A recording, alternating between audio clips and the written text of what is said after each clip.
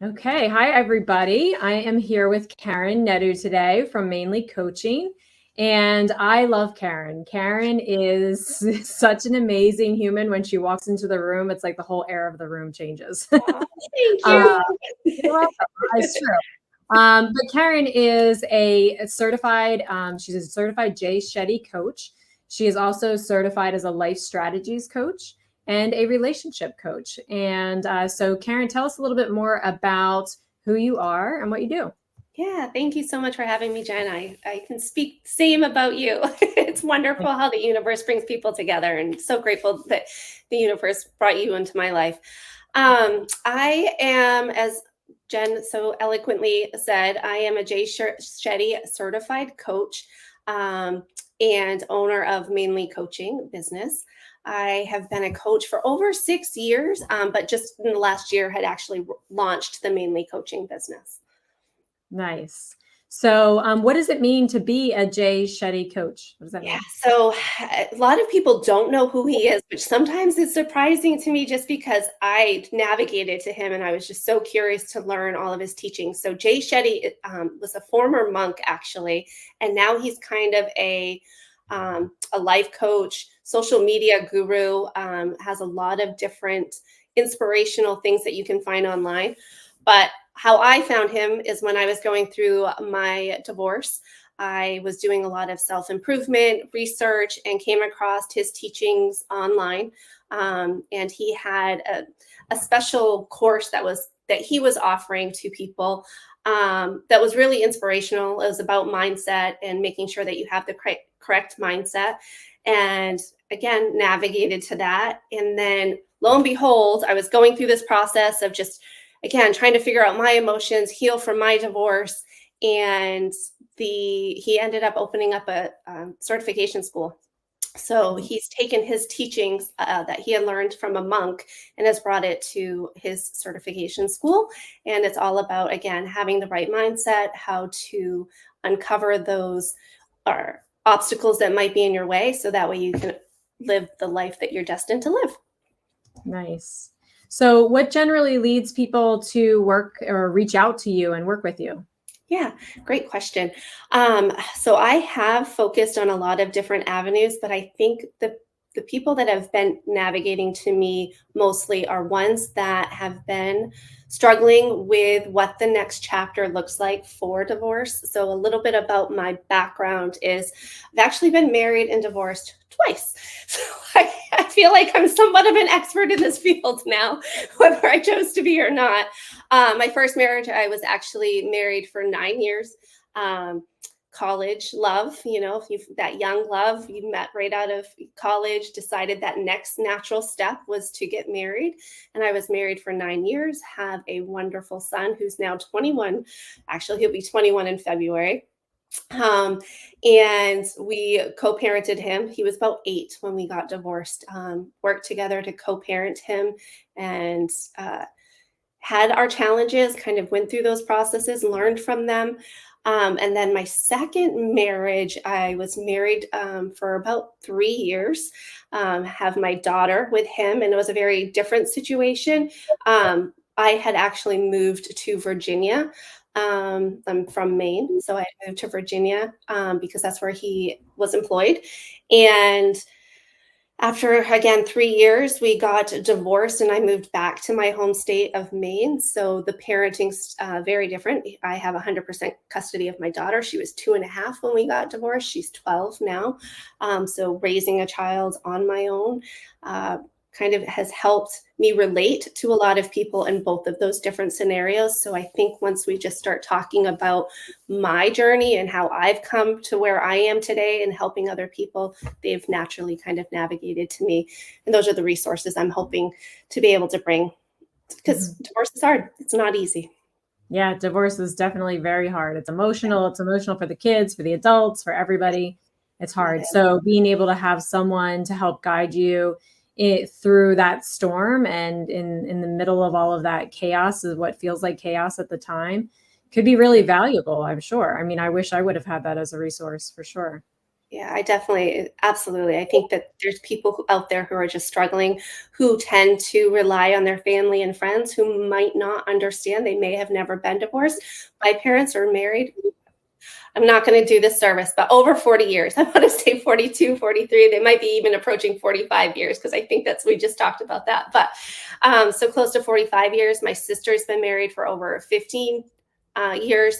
So my circle, I was the first one to ever get divorced. So going through that transition and feeling like literally the carpet was pulled out from underneath my feet and trying to struggle through that process and discover who I was, because I was the type of person who went from relationship to relationship. I never really was single.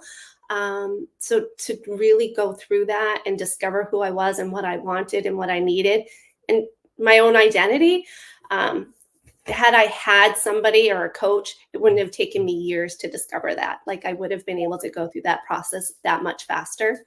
And I think Yeah. that that's truly what a relationship coach is able to do, is help understand what you're going through and then give you kind of the roadmap that and help you see the obstacles that you might face and uncover that and move forward faster. Yeah.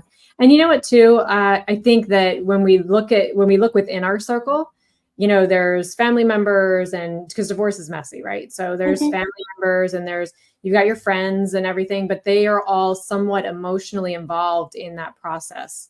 So Absolutely. That's a big it's so one. important to have someone that is not emotionally involved in the process. Exactly, because they're literally going to tell you what you want to hear 99% of the time, where a life coach is going to help you have the big picture and then allow you to make your own decisions. We're not there to tell you what to do, but to actually just guide you, give you scenarios, allow you to process that information, then choose your own path versus Yeah. steering you or say, don't do that, which is Yeah, oftentimes what or our because family they're does. bringing their own feelings into the Mhm. situation too, right?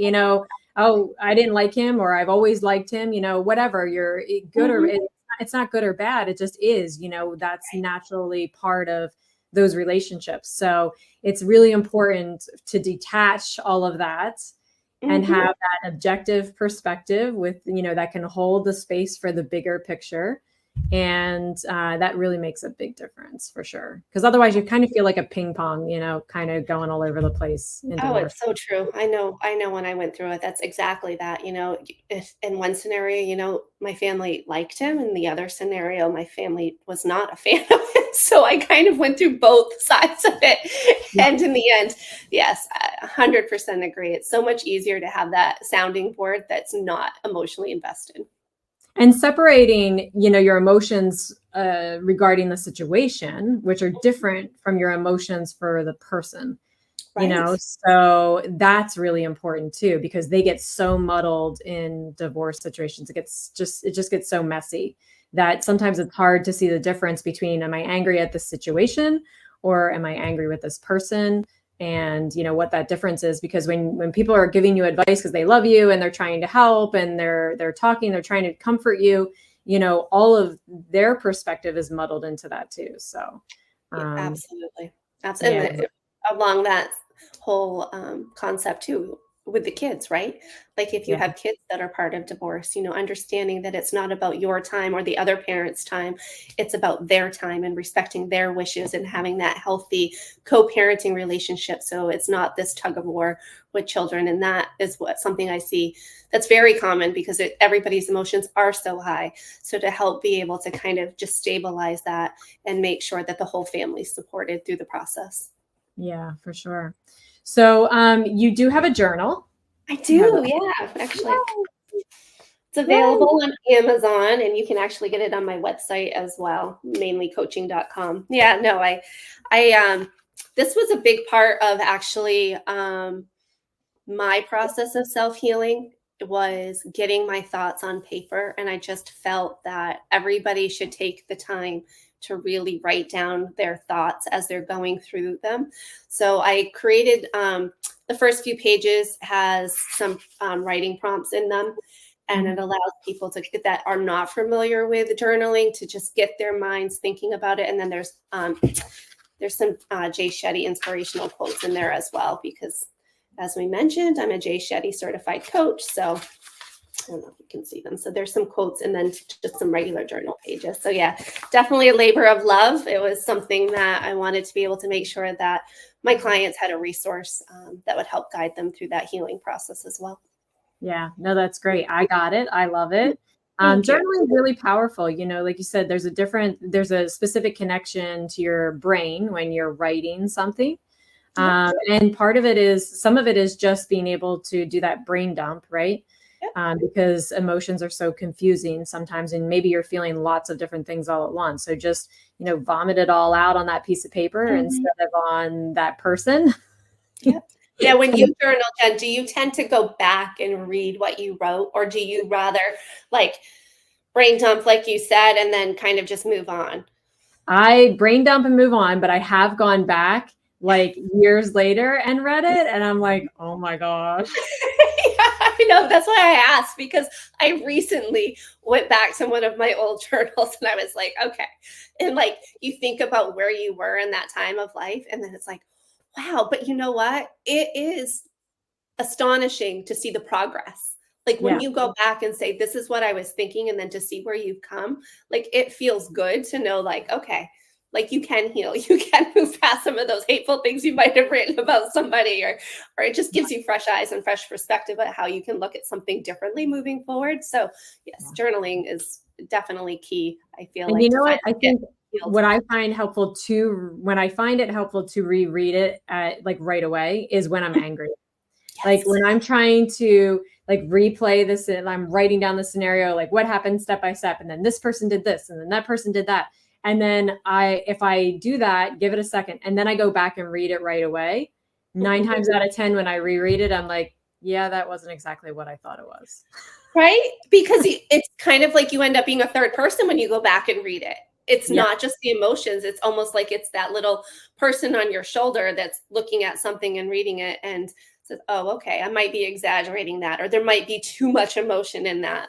Yeah, absolutely. Yeah, I think it's because a those great. emotions, you have to acknowledge them. They're valid, they're important. You don't want to ignore them. So allowing them the space to get out, and Mhm. then going through, and then now that you're calm and your prefrontal cortex is functioning better, and you can actually think logically, you go back and read it and you're like, okay, yeah, I see. Maybe I overreacted a little bit. So Yeah, right. not that That's that's ever happened, yeah, but right, never. We never overreact. never, never know. And then you have another great tool too. You have a free guide on your website, don't I you? do. So I've tailored a guide specifically for people who are either going through divorce or feel stuck after they've been divorced. So, I say, I, I was saying at one point recently divorced, and then I realized, like, what is recent? Like, what does that mean? And I know that there's people who can be stuck years later because they never took the time to actually do the work, to do the healing. So it really is somebody that's just struggling with moving forward from divorce. They might be dating and finding that they keep finding the same type of partner and the relationship keeps ending the same way. So this guide can be found on my website. It's www.mainlycoaching.com/guide. And you just complete your email and then it will be emailed out to you. But it's about 10 steps. It has the steps as well as actionable items that you can take and stories that are related to that actionable item. So great little tool for those who are just, again, feeling stuck and needing to take just that first step. Yeah, no, that's great. I'm really excited about that. So I'll put the website link in the notes here so you can access it there.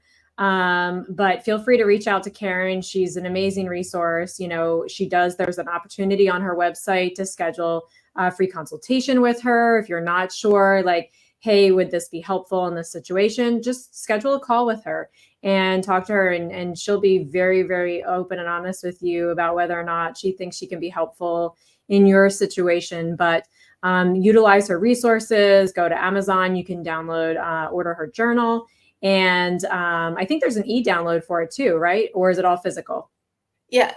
No, if you go to my website, there is a way that you can. I don't have the e-download yet for it. No, Okay, perfect. only Awesome. online. Yep. Through Amazon or through my website. Perfect. Okay. Well, thank you for being here. Thank you. Thank you so much for having me, Jen. This was a lot of fun. I appreciate it.